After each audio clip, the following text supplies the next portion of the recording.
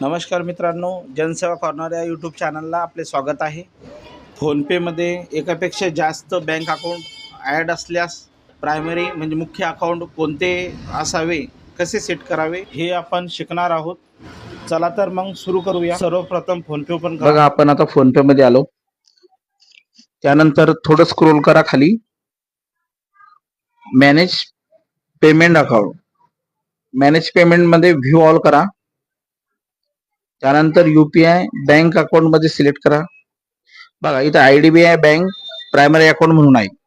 आपल्याला याच्यामध्ये फोनपेला असे वेगवेगळे बँक आहे. आपण त्याच्यामध्ये एचडीएफसी बँक ला सिलेक्ट करू. बघा, आता हे सेट ॲज प्रायमरी अकाउंटला टिक केल्यानंतर एचडीएफसी बँक आपल्याला प्रायमरी अकाउंट म्हणून सिलेक्ट होईल. बघा, तुम्ही बघू शकता. धन्यवाद मित्रांनो. असे नवीन नवीन व्हिडिओ बघण्यासाठी, माहिती घेण्यासाठी आपल्या चॅनलला सबस्क्राईब करा. लाईक करा, धन्यवाद. शेअर करा. धन्यवाद मित्रांनो.